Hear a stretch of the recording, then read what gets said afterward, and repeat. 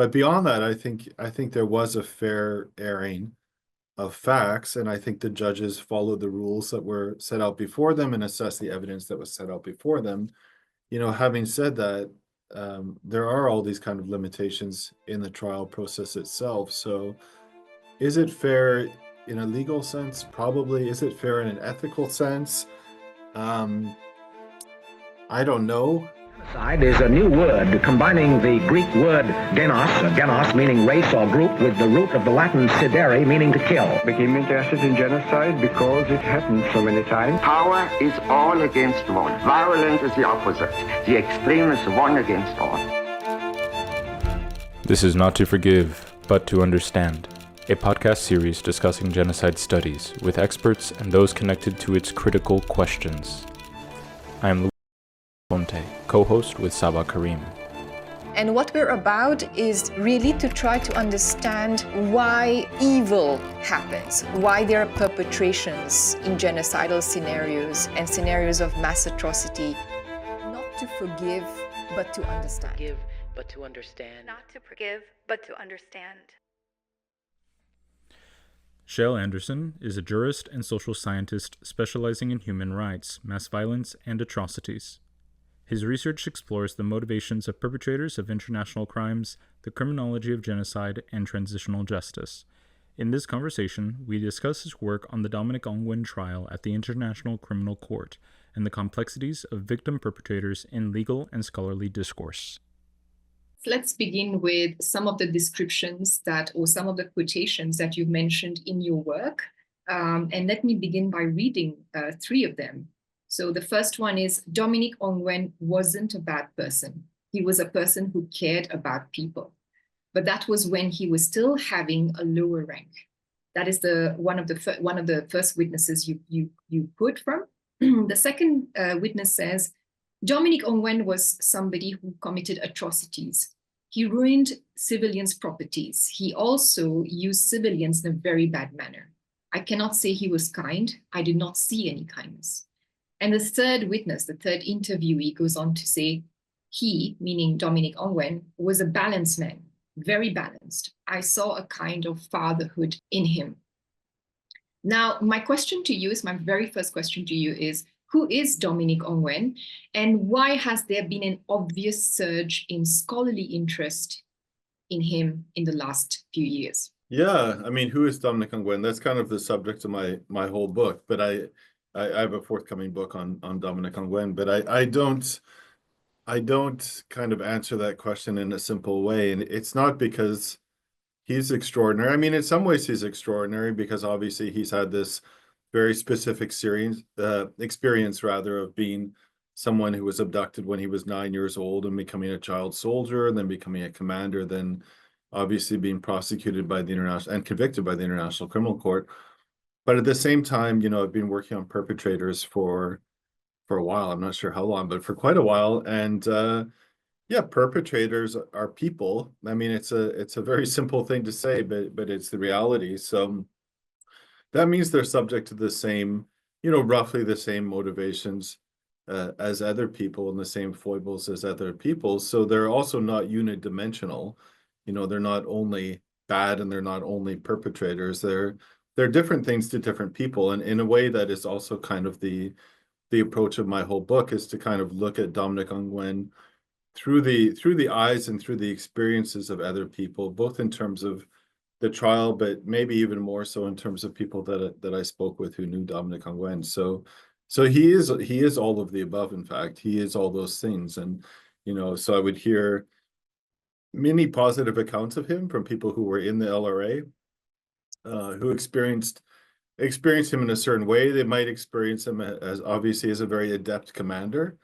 And when you're in an armed group like the Lord's Resistance Army, you actually want to be under an adept commander. In as much as you want to be there at all, because they can help keep you alive, to be perfectly blunt. So, some of the other commanders were quite incompetent. So was seen as somebody who was relatively safe. And I think that's part of the reason why he was often, I think, well-liked within the LRA. He was also seen, I think, by many as a less brutal disciplinarian than some others. Having said that, he could certainly be a brutal disciplinarian at times. So again, that's a matter of perspective, and especially the difference, I think, between, being an insider and being an outsider. So people who were outside of the group and outside of the norms of the group were treated often with great brutality, but that was not necessarily seen as bad, I suppose, by those who were in the group. You've made mention of Professor Erin Baines' work in your book. And Erin Baines is very relevant to the case of Dominic Ongwen because she was among the team who drew up the amicus curiae report on Dominic Ongwen back then. She coins the term complex perpetrator to define Dominic Ongwen and other child soldiers.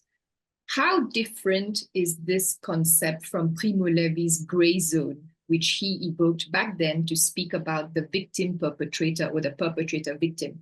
Basically, the notion that you can't just affix a label on someone and say he's a perpetrator or she's a perpetrator and this other person is a victim. Because very often people take on various roles at the same time. So similarly, Dominic Ongwen has taken up various roles as a child abductee, and then later on as a child soldier. And then, of course, when he attained the age of majority, he went on to perpetrate many other forms of crime and criminal wrongdoing. So how are these two concepts different? I think they are similar. They're not identical in the sense that every situation perpetration, I think, has to sort of be taken on its own merit in a sense, and you actually do have to look a lot at the context. So I think in general, when we look at perpetrators, I still think there's room for a lot more nuance. I mean, there's a lot better scholarship, I think, coming out on perpetrators. Now, a lot of people are doing, micro level, fine-grained scholarship. But at the same time, I think the kind of elements of victimization are present for more perpetrators than we think. But at the same time, I certainly wouldn't say that that's present for every perpetrator. So when we talk about complexity, and I know that Alette Smollers, who's worked on perpetrators for years as well, she as well as Barbara Holla, I think, they had the term compromised perpetrator, which was basically describing the same thing or a similar thing as a complex political perpetrator, which is a perpetrator who's also a victim. And in a way, that's kind of, I think you almost have to take that on in terms of a scale or a matter of degree, in terms of individual circumstance. But when Primo Levi, of course, he was writing about concentration camps, Nazi concentration camps, and death camps specifically. So he was thinking of people like the Sonder Commando and the capos and people like that who were Jews who were working, in quotation marks. Well, I guess they were working in concentration camps, but obviously they also faced, kind of inevitable death just by virtue of their Jewishness. So they were, I think, certainly also perpetrators, and it's such a touchy subject to talk about even today. But I taught at Bergen-Belsen, I don't know when, a few years ago now, but I was kind of amazed. The reason I mentioned that is I was kind of amazed and really fascinated by the capos and learning more about the capos. But in Bergen-Belsen, at the end of the war, many capos were lynched by the prisoners. I don't even know how many, but hundreds, I'm talking. So there was a mass lynching of capos, which was kind of spontaneous mob justice. And you had some capos who were, I think, very entrepreneurial, that they were doing more than just sort of using that position as sort of a coping strategy to make their situation better, to put off death. I mean, there were capos who were actively seeking to kill other prisoners, in some specific circumstances. So even kind of the capo phenomenon, I think you almost need to differentiate, by individual, even though you can look at kind of the structure. So that's obviously what Primo Levi was referring to. And a concentration camp is obviously a highly structured, highly coercive environment. And if you compare that, then you transpose that into the Lord's Resistance Army, which Erin Baines was writing about. There are some similar characteristics, like the LRA. Sometimes the LRA and other rebel groups are presented as sort of wild groups where anything goes. But I think a lot of that is rooted in Orientalism, to be frank. And I think I think they're not at all wild groups. They're actually highly structured, highly rule-oriented groups. Obviously, they have a very different set of rules that they're implementing.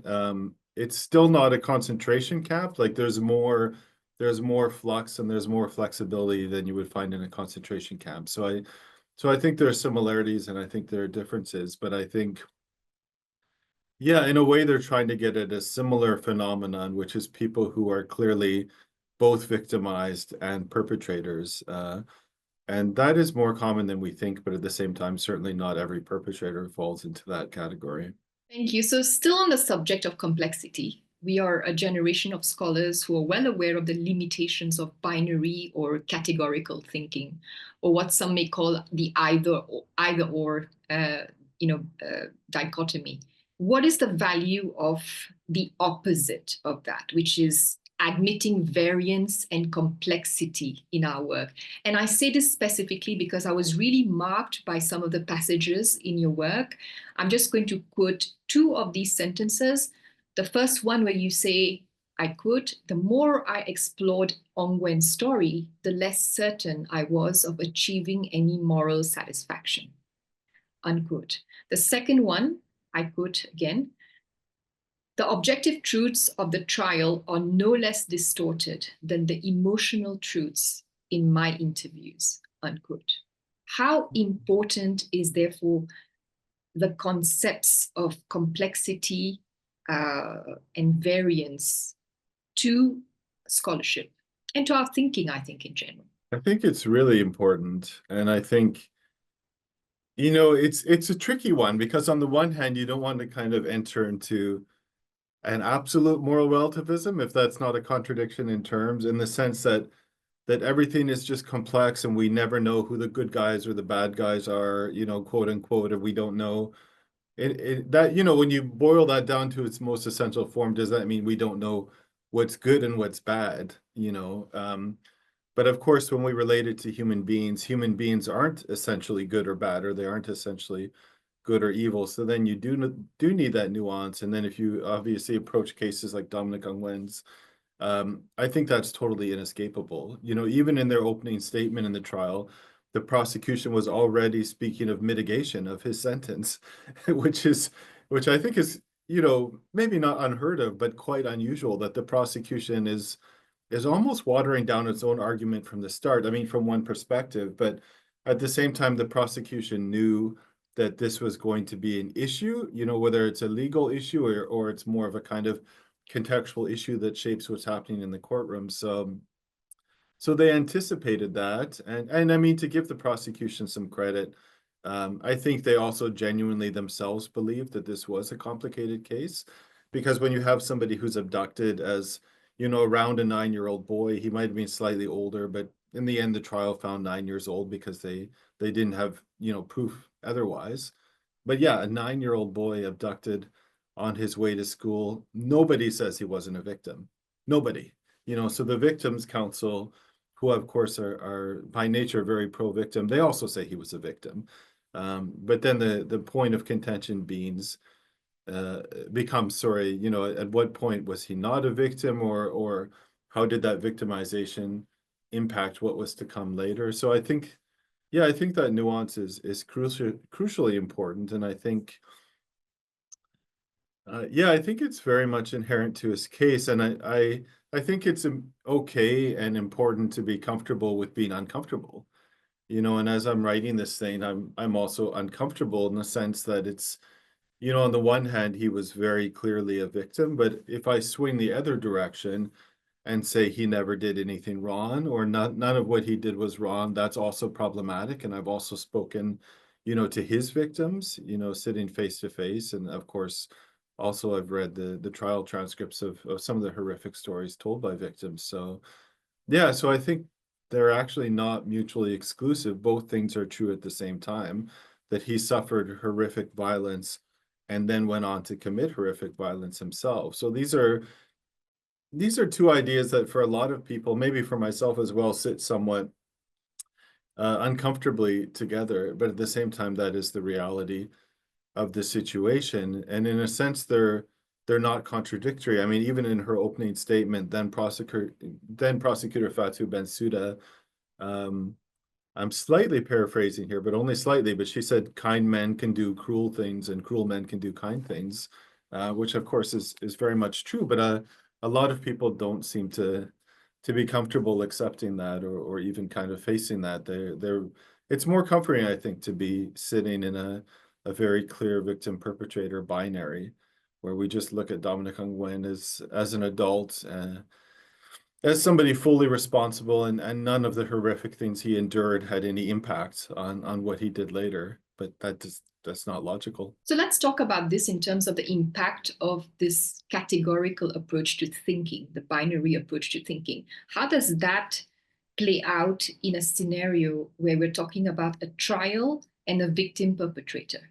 Why I say this is because trials are set up to be categorical in nature. And the reason I say that is simply because you have either a verdict of guilty or not guilty.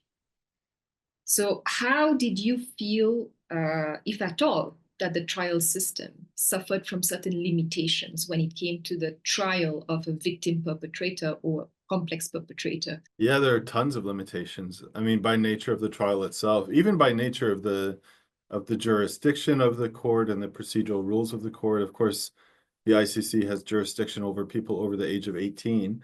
So if you ask people in the prosecutor's office, or maybe even the judges, why is Dominic Ongwen responsible when he suffered all these things as a child? They say, oh, we didn't charge him for anything he did below the age of 18. At the time of the charges, he was, I don't know, in his early 20s or something like that. So that's the very simple answer. Of course, it's not a very satisfactory answer, especially when you delve into things like developmental psychology, that if you suffer extreme trauma, and he suffered extreme trauma, so this is not him seeing one bad thing. I mean, that's bad enough, but he really suffered extreme trauma, without going into the details right now. So, I mean, most people who study trauma and who study things like post-traumatic stress, and even post-traumatic stress is kind of probably an overly simplistic and reductionist way of looking at trauma in general. But yeah, they basically all say, the amount of trauma that you suffer and kind of the dose of trauma, to put it in very simple terms, is usually related to the impact it has on you, both then as well as later on. So this is certainly something that impacted him. I mean, trauma even changes your brain. I mean, changes the actual physicality of your brain and the way your brain is able to do things like impulse control and all these things. Not to mention, taking a more sociological perspective and just looking at the effects of growing up in this very extreme environment. All those things had a tremendous effect on him.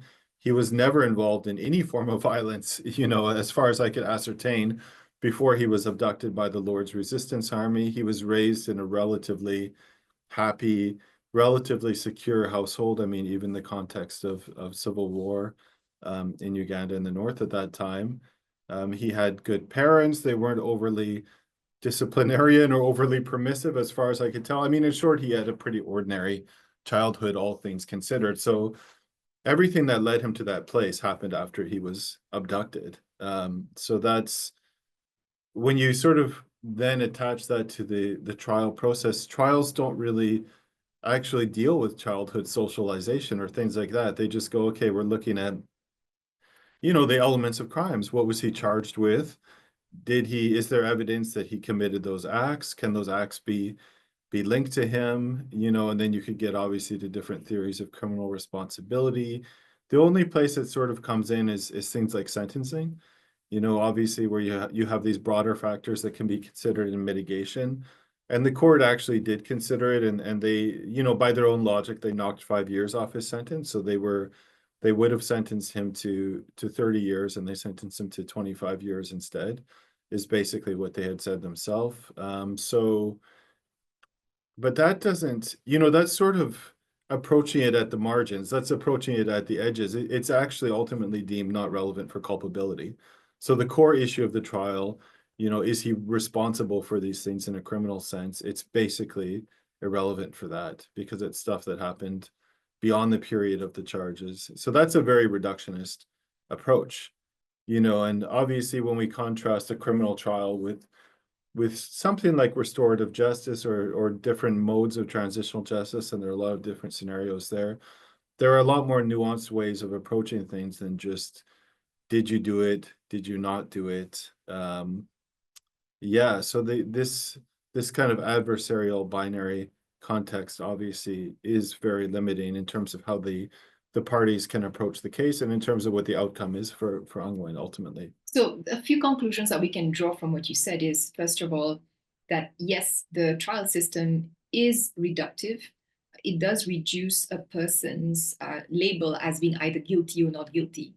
The leeway that the tribunal has, if you're a complex perpetrator or if they want to be a bit more lenient towards you because of the matrix of causes involved, then they would try, that would probably play up in the context of sentencing. Having said that, I still want to go back to something you mentioned just now, which is about introducing elements of neuroscience in the trial. So when I studied this particular trial, at the ICC, the International Criminal Court, what I found out was that it was groundbreaking. It was novel in the sense that it was one of the first times in which neuroscience evidence was used in such detail in a trial of this stature. So could you tell us more about the use of neuroscience evidence in that particular trial and whether you felt that it was approached adequately? No, it wasn't approached adequately, but that's kind of my short answer. But it is a very tricky one, and you know, in writing this thing, I've also been learning about kind of forensic, I guess, the forensic practice of psychiatry and psychology, and how that differs from the actual practice of psychiatry and psychology. And that forensic application of psychiatry, I mean, especially in terms of expert testimony, is also very reductionist, needless to say, because basically, I mean, what it ultimately boils down to, of course, is that the judges are interpreting the law. So the judges aren't actually really interpreting, you know, whether Dominic Ongwen has condition A or condition B, although it kind of seems like they are.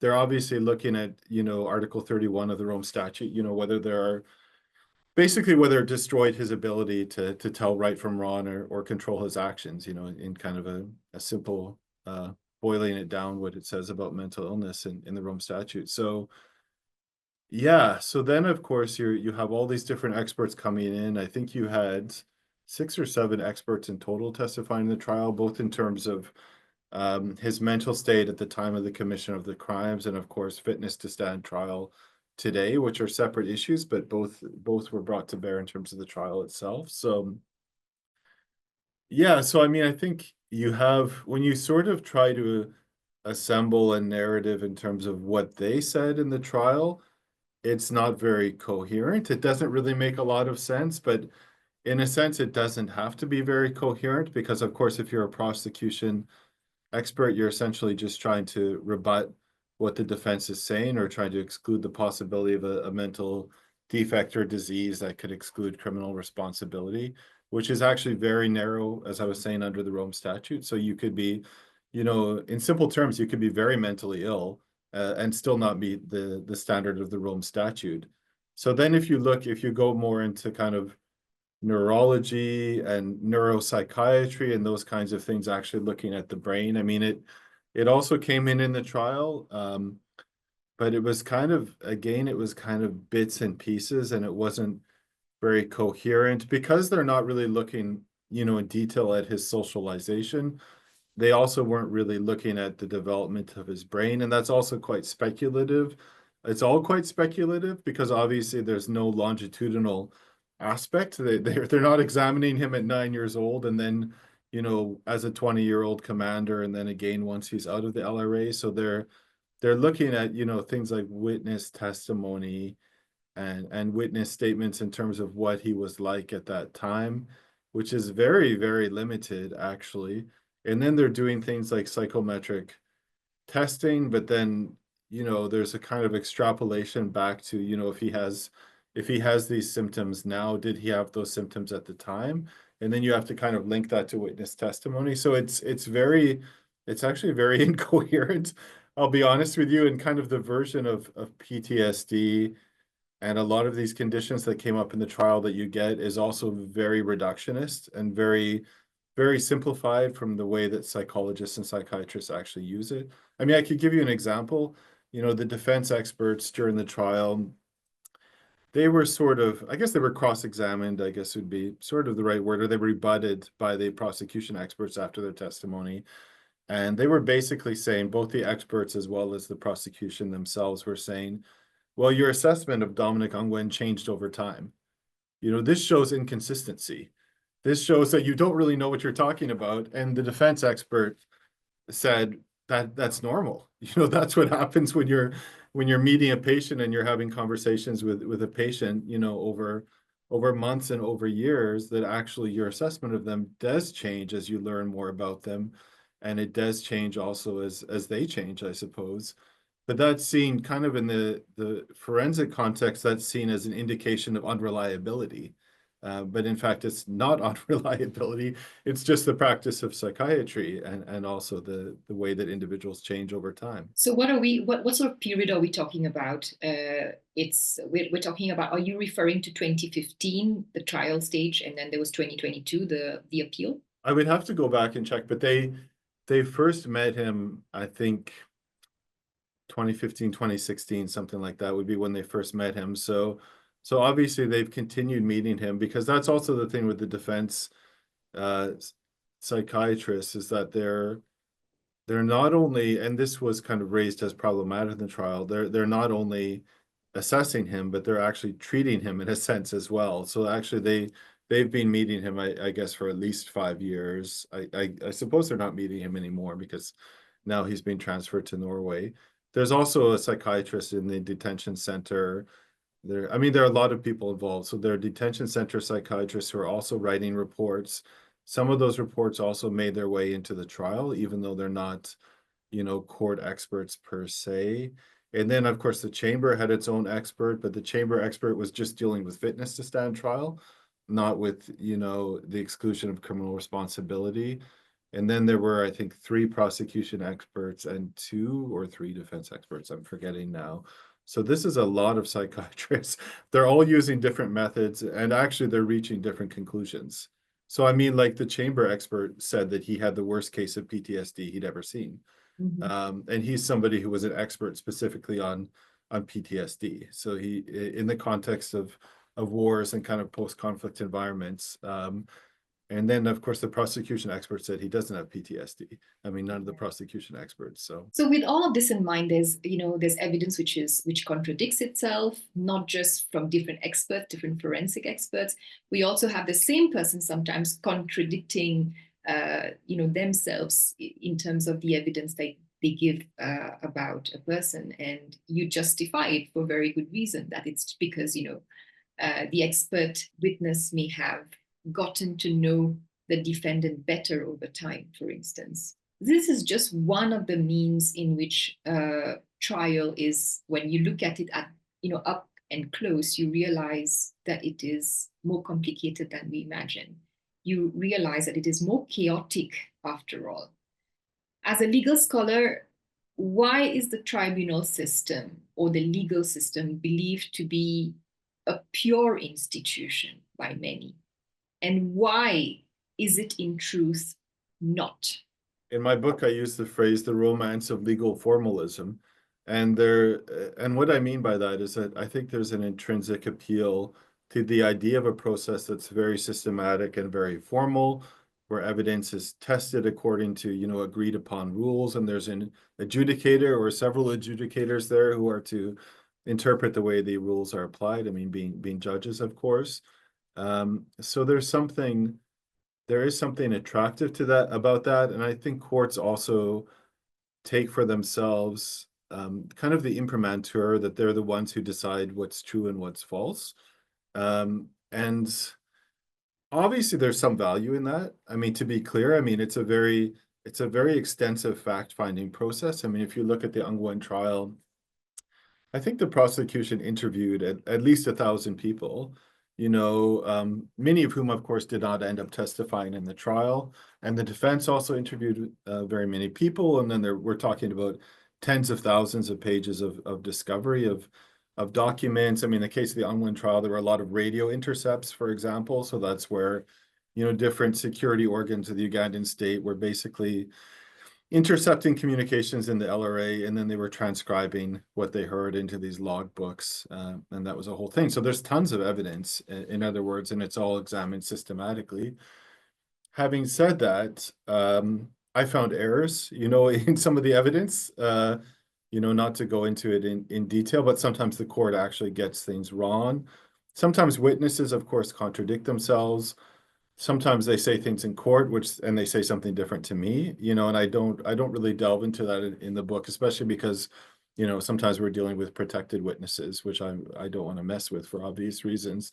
And it's not necessarily that people are lying, but it is, people's memories change over time, and their impression of things changes over time also as they're engaged with the court. The court misses stuff, the court gets things wrong, like, for example, sometimes they say somebody was Dominic Ongwen's sister and it was actually his cousin. That's something repeated many times in the trial, also repeated many times in newspapers and articles about the trial and about Dominic Ongwen.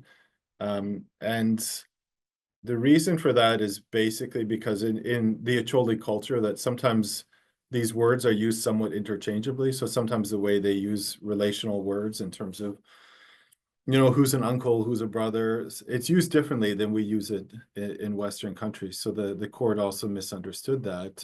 And that's not, that's not a major error. That's obviously not affecting the outcome of the trial, but it's just kind of an example. So there's also kind of there's a deeper level, kind of an ideological, epistemological, to use a big word, underpinning to all that as well, to the idea of judicial fact-finding and kind of the purity of judicial fact-finding and the purity of the court, which, as you said, is actually a lot more chaotic than a lot of people think, which isn't really a critique. It's just the fact that these are human beings, interacting for months and for years within essentially one room in The Hague. I mean, that's a lot of what we see happening in terms of the trial process itself.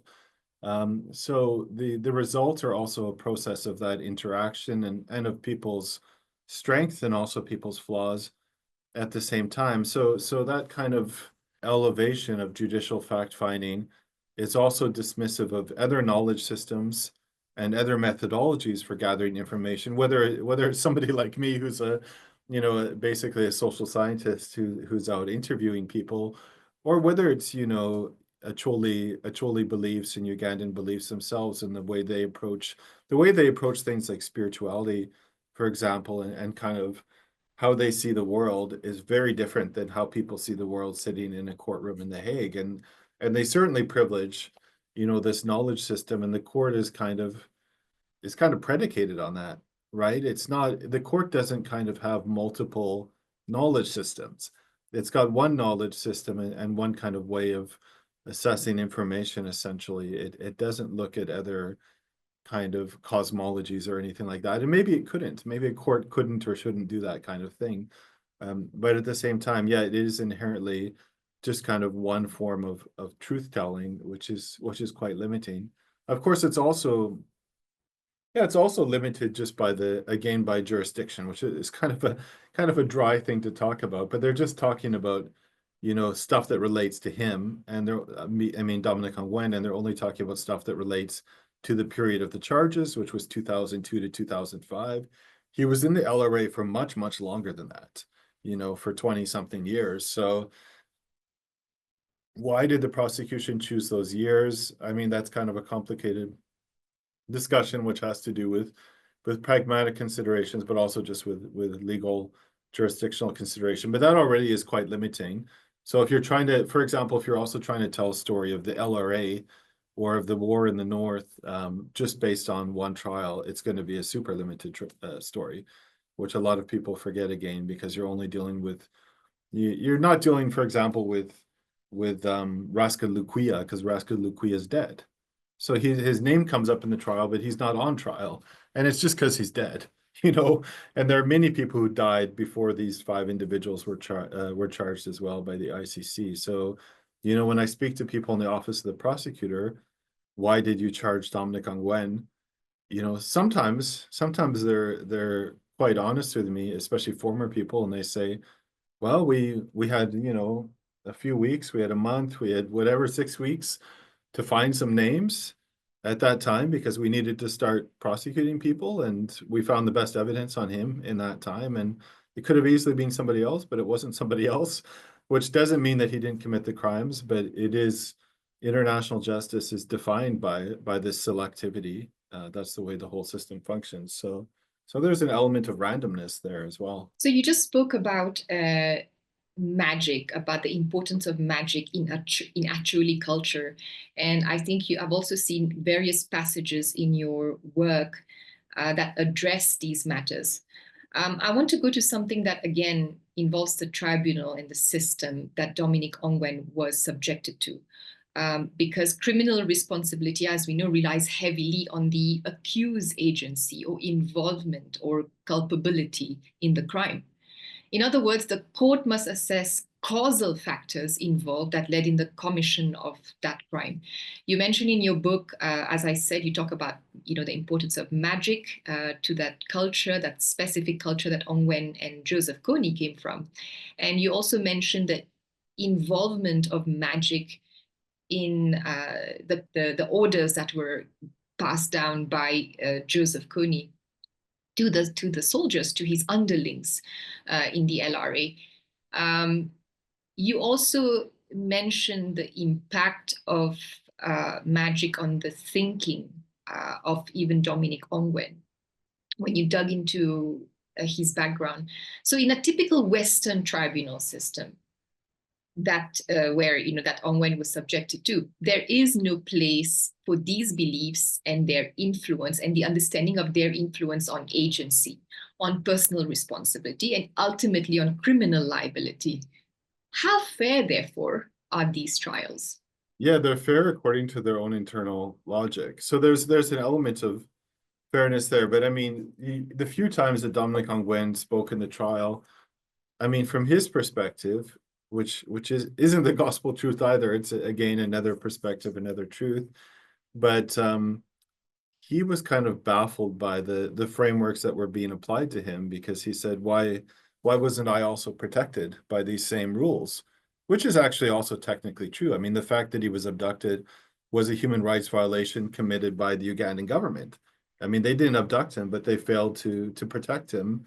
You know, under human rights law, they have an obligation also to protect and to prevent human rights violations, and they failed in that obligation. And that's how he became a criminal, you know, paradoxically. I mean, the way that spirituality was dealt with in the trial was I think, one of the most fascinating aspects. And it was something that, to me, the court got completely wrong, but I'm not sure if we could expect otherwise. You know, so the basic conclusion reached by the chamber was that nobody really believed in this stuff. You know, I'm simplifying, but that's basically what they said. And how did they reach that conclusion? They reached it, of course, based on the witnesses who testified in the trial. And if you actually delve into the witness testimony, you see that some of them actually did say they believed in it, but that was kind of discounted, or other ones said, I don't know, and that was taken as, okay, they don't believe in it. You know, but if you look at the nature of belief itself, is belief something that never fluctuates? Is belief something that's the same in every context and every time? Of course it isn't.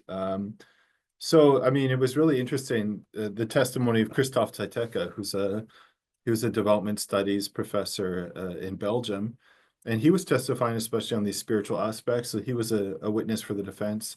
And because the defense was arguing, of course, that this formed part of duress, and maybe part of mental illness as well, but certainly part of duress, that, you know, people couldn't leave the LRA because they thought Joseph Kony could read their mind. I mean, for example, and they thought that Kony could make himself much smaller, like shrink himself down and monitor them, and many other kind of magical powers, of course, including channeling spirits.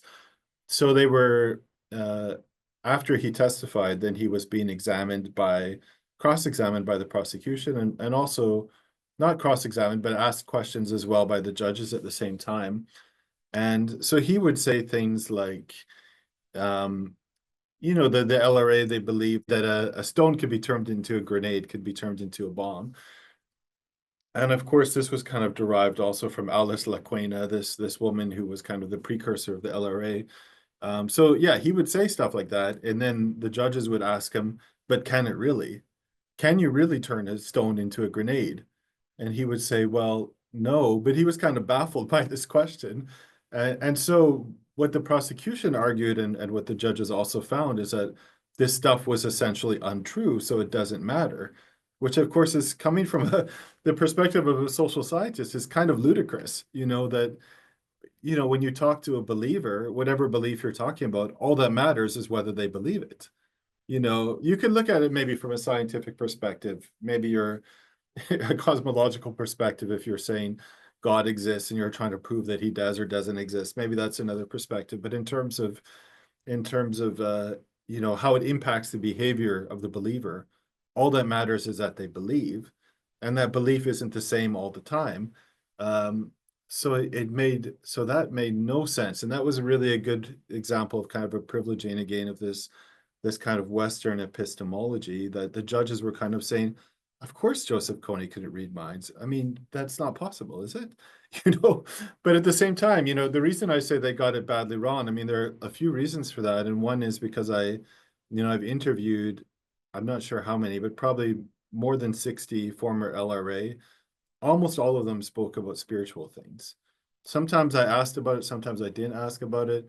They almost all spoke about it. Some of them said they still believed it, 15 years after leaving the group. Some of them said, "Oh, I didn't really believe that stuff too much anyway," but definitely most of them believed it. And that's not just my own interviews, that's also reading literature from other people some of whom done, a lot more interviews than I have. Like Christoph Taiteka, obviously, he's also interviewing, or Aaron Baines, or many other people. So the court reached the conclusion that basically went against all that literature, saying that they didn't really believe any of that stuff. And then the other part that was problematic is, of course, just looking at the testimony itself. What happens if you take somebody way out of their context? Being an Acholi person living in Acholi land, living in northern Uganda, and you place them in this courtroom, which is a very weird environment. If you're not used to that environment, and I spoke to a couple of people who testified, and that's what they told me. They told me, like, some of them told me, "Oh, I'd never seen an escalator before," or "The food they gave me for breakfast was so weird. I'd never had food like that. And it was so cold," or, "The roads were so smooth. I'd never seen roads like that before." Kind of like half jokingly, but really it was for a lot of them, it was a very different, very foreign environment. And then you're in the courtroom and they're saying, "Did you really believe those things?" Judges who are not from your culture, not at all from that worldview. And some people were kind of like, "Well, not really." And also years later, so that's a very strange way to kind of test spiritual belief and to kind of ascertain the verity of spiritual belief, if you can even do such a thing. So yeah, so I think the court, I don't know if it would have changed the result ultimately, but I think the trial, clearly they did not understand the way spirituality actually worked in the LRA, and that it was important for many people, but also that it fluctuated. It was more important at certain times than at other times. It was more important for some people than for other people. But the idea that nobody really believed, I just don't buy it, because it kind of militates against everything that people have told me, essentially. So that's something I think the court got wrong, and I think they weren't well equipped to get it right. I think they tried in a way, because they did, like, the judges did ask these questions, like they seemed to be interested, especially Schmidt, the head judge, seemed to be generally interested in understanding, but it's almost tokenism, because they're interested, but then in the end they say, "Oh, none of that really matters, though." Let's get back to the law. Who cares about, learning about Chen, or about, different spirits, or none of that really ultimately matters. So just to give some context to the audience, I thought of reading out a passage from your work on page 25, where you speak about these examples of magic. So I quote, "A former LRA bushwife explains, 'There is no drinking alcohol and smoking. You can sneak away and go and drink somewhere else afar, but if you do, during a crossfire, a stray bullet will hit you exactly in your mouth. Or if he, that is Coney, says, in this period, there should be no sexual intercourse between a man and a woman. If you do, the stray bullet will hit only your private part, unquote. If the spirit dictates a certain number of soldiers should go into battle, then the excess number of soldiers beyond this dictate may be killed. Sometimes commanders even intentionally send excess soldiers into battle when they wish to get rid of them. So this is the extent of belief in magic and everything to do with the spiritual aspects of it were present in that society. And I think overlooking them just because we are faced with this trial system that is completely foreign to what is going on over there is definitely unfair to the case as a whole. I think that is a certain conclusion, a definite conclusion we can make. And I also talk about in the book that I've thought about a lot is kind of what are the limits of the insider perspective? Because clearly there's an imposition of another perspective on these people who were in the group.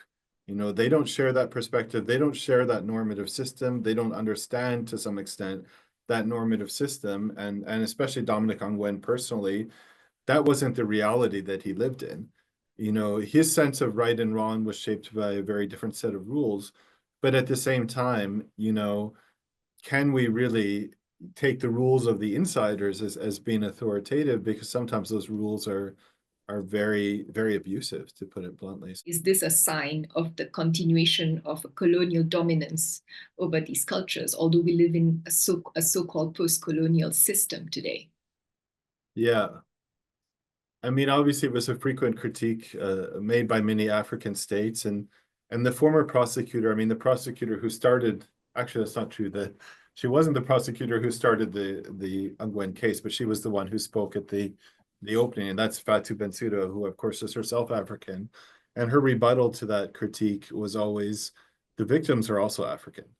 Mm-hmm. So it's also a valorization of the African victims, and the fact is that some of these situations of mass atrocity have taken place in Africa. I mean, of course that's true, but at the same time, I think there is a question to be asked about whether, you know, an international court like Phil Clark, you know, he wrote his book on the ICC, was called Distant Justice, and he chose that title for a reason, and it is distant justice, you know. So should an international court, which is thousands of kilometers away, you know, implementing rules which might not be very culturally relevant in some cases, and processes which I think are almost always not very culturally relevant, should that be the way that we deal with situations like this, especially when you get to, you know, complex political perpetrators, to bring it back to that. Because of course, in Uganda, they also have their own ways of dealing with harm and dealing with wrongdoing, even in terms of violence themselves. I mean, beyond the court system, they also have traditional justice mechanisms. And there's a tension even in Uganda, of course, between, you know, the mainstream, whatever you want to call it, court system and these other mechanisms at the same time.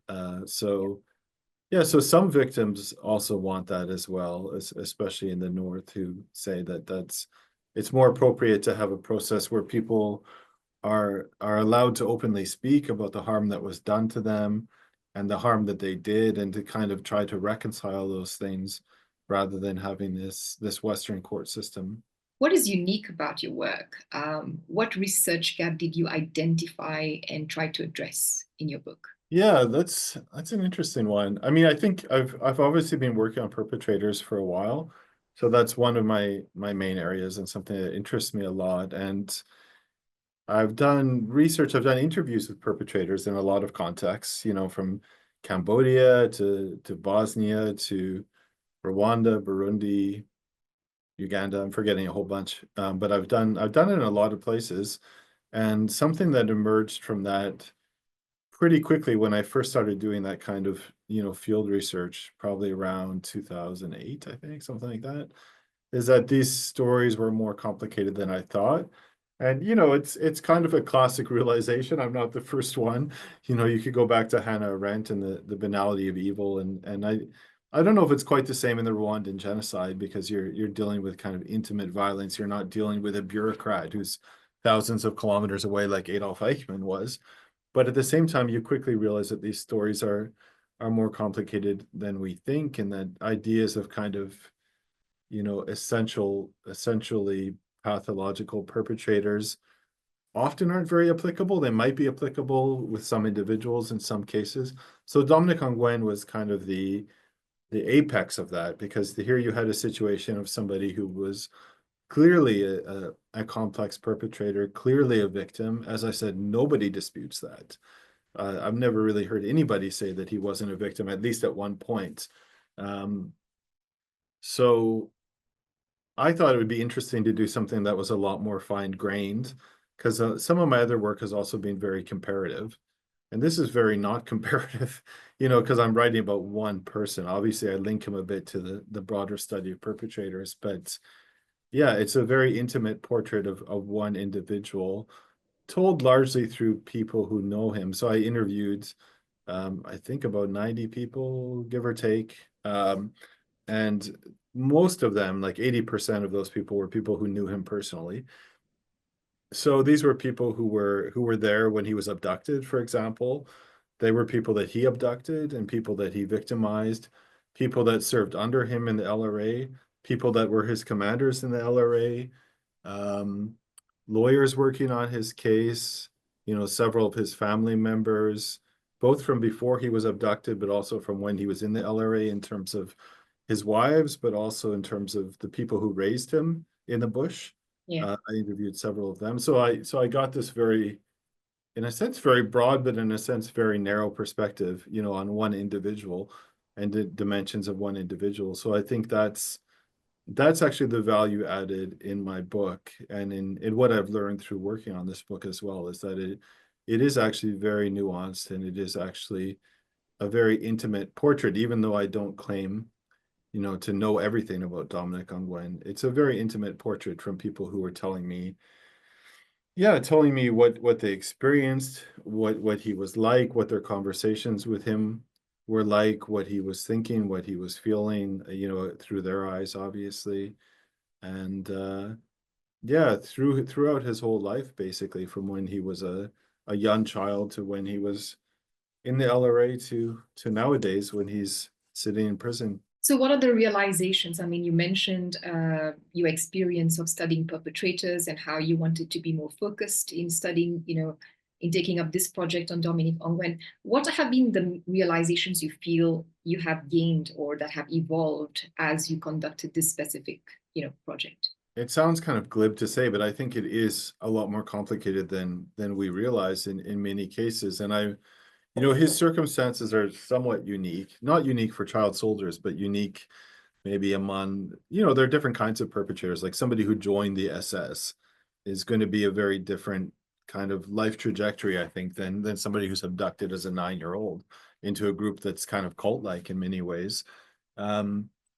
But at the same time, I do wonder if we applied that kind of really fine-grained analysis to every perpetrator, would we come up with similarly nuanced and complex stories? And I'm not sure. But also the connection to the trial, or to trials and to justice themselves. I think that's a really interesting and a really key thing. Also about my work is that kind of juxtaposition from the ways that trials understand perpetrators and the way that we understand perpetrators more broadly, because trials are, as I said before, they're imbued with a lot of authority, and they're imbued with that authority is,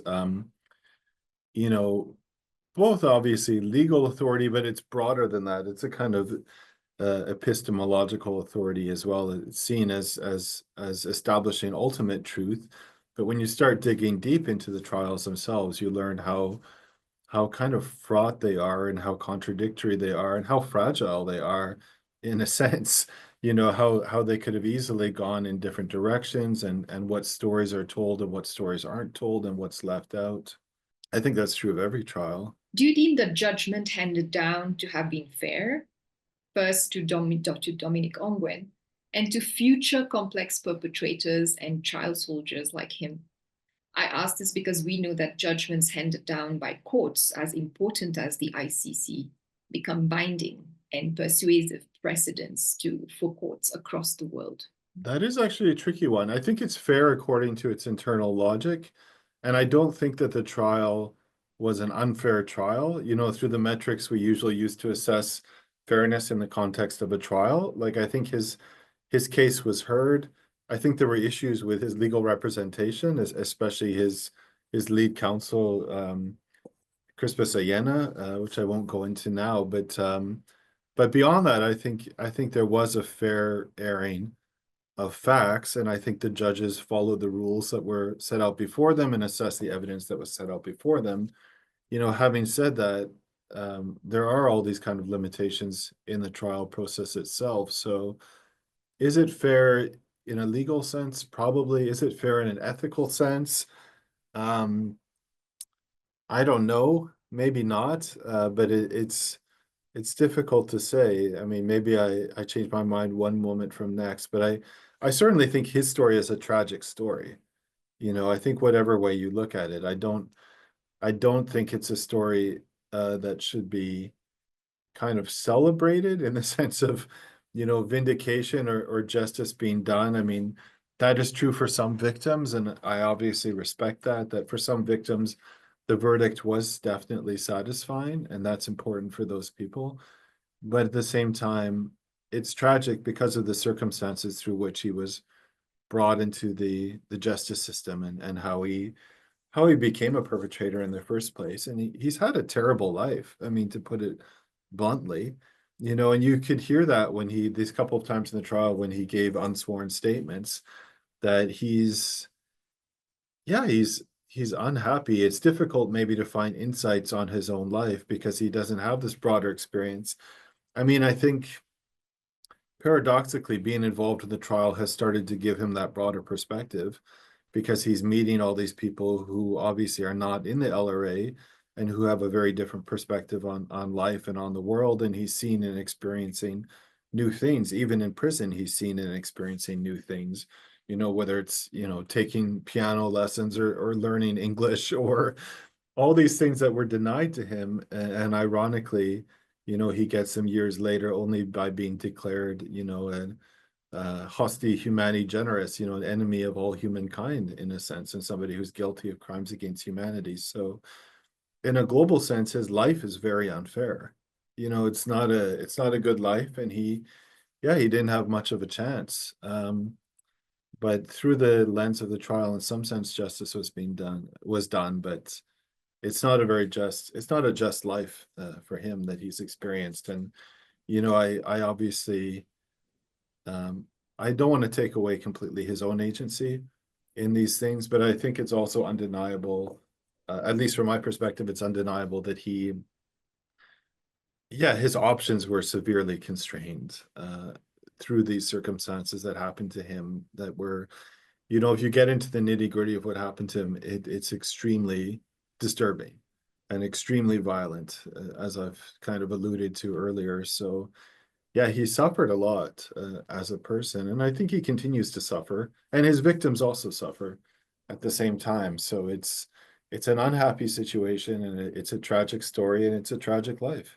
And what are some of the prejudices the world has about child soldiers? Well, yeah, he's definitely, I guess that was the other part of your question as well, was, you know, what kind of precedent does this set? And that's also kind of a paradoxical thing, because up until this point, you know, the ICC has really emphasized the continuing victimization of child soldiers and the impact of child soldiering, and the fact that child soldiers are a special case who needed to be treated differently.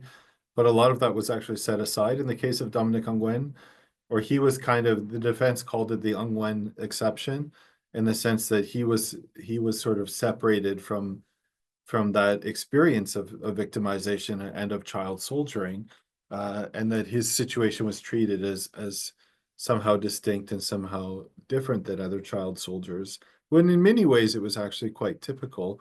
So it's difficult to say where the court goes from that. You know, I don't think the court loves probably the idea of prosecuting former child soldiers. I don't think that's their ideal scenario in terms of the justice they seek. I think they would have far preferred to prosecute Joseph Kony than Dominic Ongwen. And I think actually, if they had apprehended them at the same time, I think Ongwen would have got off much easier, actually, because he probably would have testified against Kony, and that would have been a very different scenario. So Yeah, I think in terms of how the world sees child soldiers, I think it's Mark Drumble who uses the phrase faultless passive victims. So there's an idea that child soldiers on the one hand um, are kind of infantilized, which is understandable because they're children.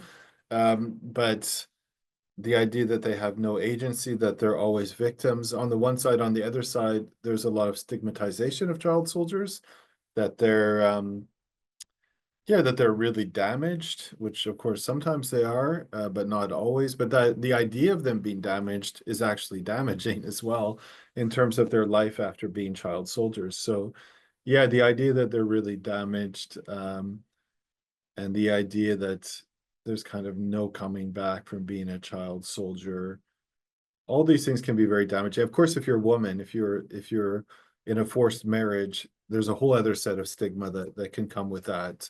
From again, from the idea that you're damaged, but damaged in a different sort of way, that you can't really be somebody who's marriageable, maybe that you were a slut, even, to put it in really crude terms, but that is the terms it's sometimes put into, that you did something yourself that was immoral, even though you were forced into a marriage, often as a very young woman or a girl. Um, and of course, the children who are born from those relationships, it's also a huge problem for them, and how they're seen in society. And a lot of people have made efforts to push back on that in Uganda and in other places, but it's not easy being a former child soldier, even though the experience is different for different child soldiers, but at the same time, it's difficult, and often really practical things are the biggest issues for a lot of people. Like, I've been in the bush for 10 years. I never went to school. What kind of job can I do now? I've got no money. That's often a huge issue for a lot of them. Beyond stigma and anything like that, often it's just, how can I pay my bills, and who am I going to be? I think all in all, we have, noted the limitations of the tribunal, the trial system. And one of the typical criticisms of, tribunals, of trial systems that have taken place across the world, is that they are show trials. Hannah Arendt made the same remark about Eichmann's trial in 1961 when she attended it, and she took notes, from which we now have, these concepts of absence of thinking, banality of evil.